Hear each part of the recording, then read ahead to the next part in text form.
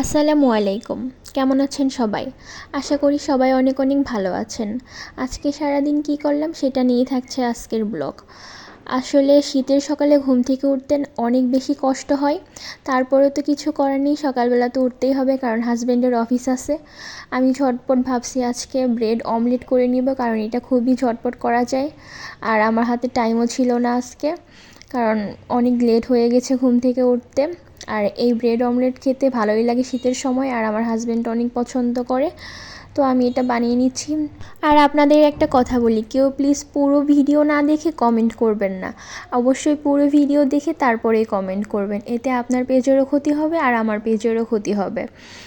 তো এই তো এখানে আমি ডিম অমলেটটা করে নিচ্ছি, সাথে আমি 2 কাপ কফিও করে নিয়েছিলাম, কারণ শীতের সময় কফি খেতে অনেক বেশি ভালো লাগে সকাল সকাল। তারপর খাওয়া দাওয়া করে হাজব্যান্ড অফিসে চলে গিয়েছে, আর আমি একটু রেস্ট নিয়ে দুপুরে রান্না করতে চলে এসেছি। এখানে আমি বাঁধাকপি কেটে নিয়েছি, 2টা ছিল বড় বড় বাঁধাকপি, সবগুলাই কেটেছি, কারণ হচ্ছে আমার বাঁধাকপি কাটতে অনেক বেশি আলসামল লাগে, তাই ভাবলাম একেবারে কেটে বক্স করে রাখি, যাতে যখন তখন কিছু করে খাওয়া যায়। তারপরে এখানে আমি রুই মাছ ভেজে নিচ্ছি, ভুনা করব তাই। আর রুই মাছ ভুনাটা আমার কাছে অনেক ভালো লাগে, আপনাদের কার কার পছন্দ অবশ্যই জানাবেন। এখানে আমি সুন্দর করে ভেজে তারপর ভুনা করতেছি। আর এক চুলাতে আমি বাঁধাকপি ভাজিও বসিয়ে দিয়েছি, 2 চুলায় 2টা রান্না করতেছি, যাতে রান্নাটা দ্রুত হয়ে যায়, কারণ আমার হাজব্যান্ড আবার 1:30টার মধ্যেই খেতে চলে আসে। আর শীতের সময়ের দিনটা এত ছোট লাগে, দেখতে দেখতেই মনে হয় দিনটা শেষ হয়ে যায়, এর জন্য অনেক তাড়াতাড়ি করে রান্না করতে হয়। এই তো এখানে আমার রান্না বান্না শেষ, দুপুরে খাওয়া দাওয়া শেষ করে বিকেলে আমি ঘুমিয়েছি।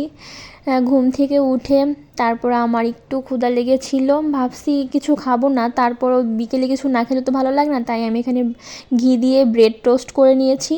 তারপর হাজব্যান্ড বলল সে আজকে একটু অফিস থেকে আর্লি আসবে, তো তার নাকি বাঁধাকপির পাকোড়া খেতে ইচ্ছা করছে, তাই আমি তার জন্য এই পাকোড়াগুলো বানাচ্ছিলাম।